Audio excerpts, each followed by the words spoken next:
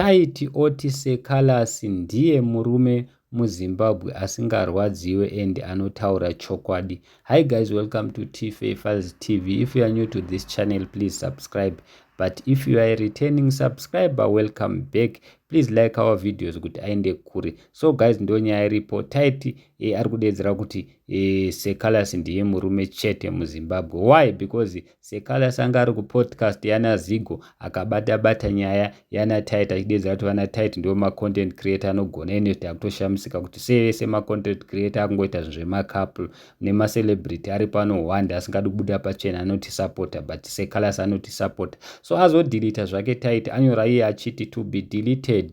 Hanzi naSekalasi tisaposte mari cause vanhu vane godo, especially hanzi vanhu vane godo, especially vanozviti mbinga vajaira kushandisa vanhu mahara. Aenderera mberi Taiti akati iye hanzi zita rangu riri mumbiya kumakereke uko. Akabva futi Taiti akati hanzi nyika yese yakungoita zvemakapulu zviri kufamba sei kumhiri kwaLimpopo uko. Of which guys, kana tikitarisa ipapo Taiti ari kufara, ari kudedzera kuti ndivo vega vakatanga nezvemakapulu izvi vanhu vakawandisa vakuvatedzera. It's not like that, havasi vakatanga nazvo. MaNigerians anozviita, varungu vanozviita. Hapana zvokunzi hanzi couple yana Taiti vanokoperwa chichi, because musakangana kuti vana Taiti vakamboti dzinyati iri kukopa zvavari kuita. Hapana zvakadaro. Vana Taiti zvavanoita naivo vanotozvikopa kune vamwe vanhu. Saka zvemakapuli zvavari kutaura kuti ivo nekuti Taiti ari kufara nazvo. Asi chatingakudze ndezvekuti the likes vanhu vari kutaurwa vanhu vakaita sana Dzinyati family, vana Tanaka nana Kim, vana Rayanesu, vana Tanaka nana Kim nana Rayanesu neDzinyati family, mostly mukatarisa macontent avo akasiyana nezvinoitwa naTaiti. Zvana Taiti vanozonyanya kuzviita, vanoita kunge vari kuacta vachiita lula munongoziziva mega zvinoitwa naTaiti. But especially Tanaka naKim naRayanesu vanoita content yavo zviri different. Havazonyanyi kuita zviri too much zvekunyanya kukopa, but vese macontent creator they copy each other. It's not like kuti vana Taiti ndo vakatanga nazvo. Sekalasi guys, musakanganwa kuti ari kurwara, pamwe pfungwa dzake dzakatokanganisika, zvaari kutaura hazviko.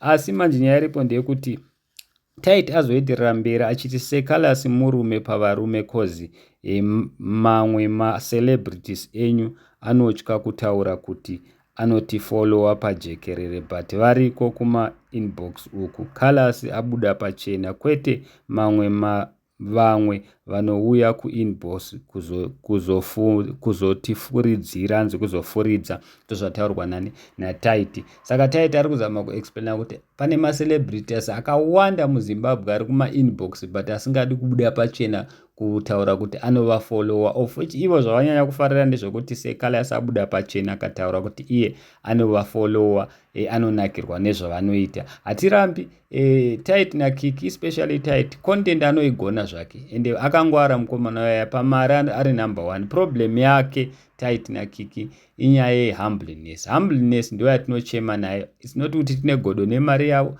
obviously mari yavo ndeyavo vanoidya vega, but tukada kuzovacompare, of which chinhu chatisingadi, takutongovacompare nekuti iye Taiti azouya wakaisawo yake message nenzira yake achizama kuexplaina kuti macontent creator emuZimbabwe akawanda ari kukopa iye, especially panyaya yemakapulu iyi. Ari kudedzera kuti ndiye akatanga nazvo. It's not like that. Hamusi makatanga nazvo, ende nyange makatanga nazvo munogona kungodarikwa content yacho, because ukatarisa vanhu vakaita saTanaka naKim naRayanesu, content yavo iyi haisi yezvinyadzi too much. Vanotogona zvekutodara, vanotoitawo zvelife yavo most of the time. Havazonyanyi kupinza zvinhu zvinenge zvokukwirana zvinozoitwa naTaiti naKiki. So ngava Sekalasi ngaadzikame, ngaataure, asataure kwasina kuswera, because nyaya yake isusu kana taakutaura kuti pamwe maybe kubvira pakatanga kurwara maybe akanganisika musoro, munozoti tinodena, because iye Sekalasi agara kutotuka Wenkid nemafans ake, of which hapana kana Wenkid amboti amupindura. Akataura zvinhu zvakawanda achiti iye kana akienda kumashow anobiswa pamashow aWenky D, especially manager yake haimufariri. Saka naWenky D hamufariri, vana Wenky D nemafans vaishuvira kuti afe, havana basa naye. Saka Sekalasa ataura zvinhu zvakawanda zvakasiyana siyana. Saka ngaasiyane nenyaya dzaasingazivi, especially dzemacouples ari kutaura idzi, nganyarare zvake.